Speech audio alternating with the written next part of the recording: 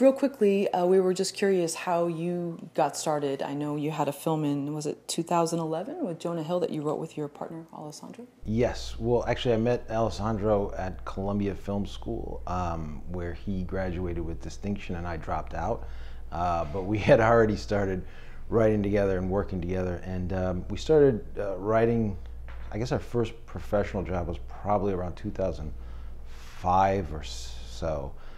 We started working for Warner Brothers, and then we spent many years doing a number of different, rewrites on scripts. We do adaptations, we do punch-ups, and then, we ultimately had an original that we wrote, The Sitter, that came out, and it was a lot of writing, a lot of hard work to break in. It's not easy, but getting inside the studio system was actually an advantage for us in that we were essentially paid to work on writing for a number of years and hone skills and take on different genres and sort of build up a toolbox of writing. So it was ultimately great, but it was a grind to get into it for sure.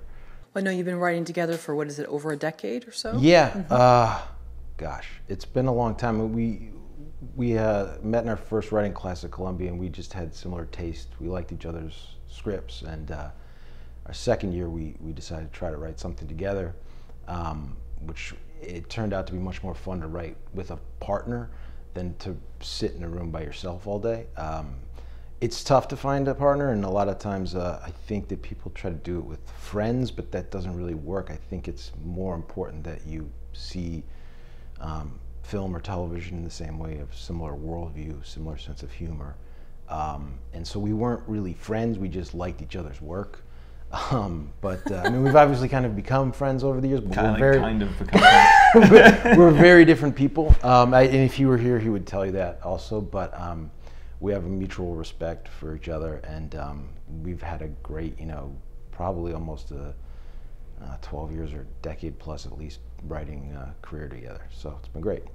That's great. I mean, you hear about in the startup world that co-founder breakups are the #1 reason something will fail. So it sounds like, at least if you can work together, maybe being best friends at the time is maybe a detriment because you don't want to hurt one another's feelings. So. Right. Yeah. No, I'm not sure. We just fell into a natural rhythm of not having egos and being able to criticize each other or praise each other without, taking it personally, and being able. And we also work. Very specific hours, so that we come in and we treat it like a real job, and then we're sort of in the moment for 6 or 8 hours or however many hours writing a day, and then we kind of just go our separate ways. And yes, we have become friends because our wives are friends. So. Oh, sure. That's why you became friends? Yeah. Fair enough. Yeah, I guess so. I did ask him to be in my wedding years ago, and he said, "Really? Don't you want to ask somebody else to be?" I was like, "This is my writing partner." But again, maybe there's a little bit of a separation in some sense that works. Yeah, it's really just because he's lazy. I don't think it had anything to do with me. I'm just kidding. He's a good guy. But yeah, when we have a very professional relationship, we're also good friends. Well, I was wondering, is one of you more the rebellious writer, and the other one's more follows like a guru, and is very dogmatic? I think that's a tough question. I'm not sure how to answer it because we've just fallen into a natural working relationship. I think that Alex probably is more like, let's just sit down and do it. Just shut up. Let's just do it. And I like to, really challenge every idea and make sure we're, taking the right path. But it's a great mix because it sort of keeps each other on our toes. I think that one would more just like to right away, and the other maybe let's just think about it for a second. And it's a good push-pull. Sure. Yeah, opposite personality. That works. Yeah. So then, with Comrade Detective, how did this come about? How did the idea? Well, we grew up fans of 80s entertainment that was ultimately kind of propaganda, sort of the Red Dawn type movies, and I love those movies. We both loved those movies growing up, and we thought about what it would be like from the other side, you know, like a Soviet perspective, and sort of an exploration of propaganda.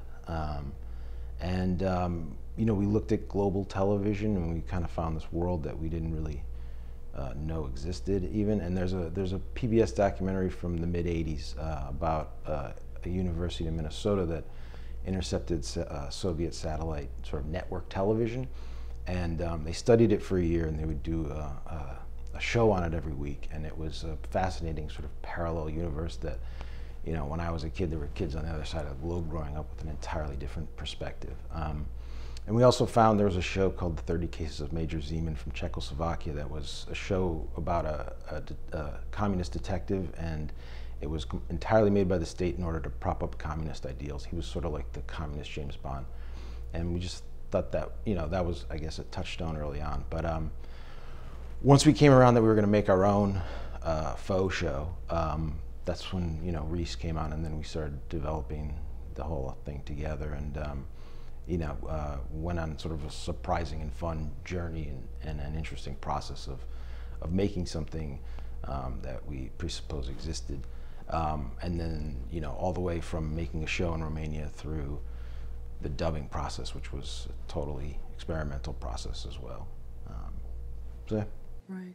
Well, I know with documentary now, you're getting into the mind of the original creator. How was that too for you? I mean, were you thinking of some of that afterward? You just like said, let's sit down and write this first. We tried to write it from a point of view of a, you know, communist filmmaker making something that's propaganda.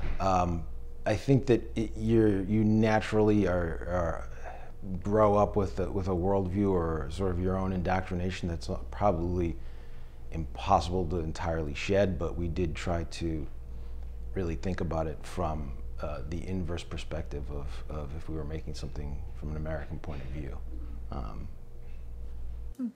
And how do you take turns writing, or is there like a favorite place you go to together to work on something? Probably spend about 90% of the time writing in the same room. We feel like it keeps us moving ahead, and also we talk through everything first, so we never really sit down without knowing what's the other one's doing, and then we'll either break stuff up, or one of us will take the first stab, and then the other will come in and just start rewriting it right away. We generally like to write what we call a vomit draft, just to try to get something out on paper right away, and that can sometimes be very close to what ends up, and sometimes it can be entirely different. But it's important to just start getting your thoughts out on paper. Yeah, we pretty much split up a lot of the duties. So. And it's all interesting. I've never heard this before. Oh, you haven't? Oh, really? Great. Well, I don't really. Do you have any questions? No, was there anything I was curious who typed, but you both type. Yeah, I have a trick. If we have a deadline, I generally just use the "you're faster," which I think I read once that's what. I could be wrong, but I think that Ethan Cohn is the faster typer, so he has to do a lot of the type. That's what I've read.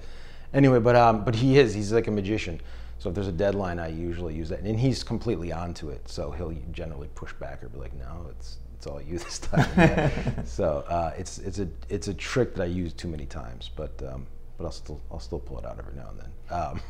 But yeah, it's just a natural flow situation. There's no rigid rules, but yeah, it's a little bit tough to describe even, I guess.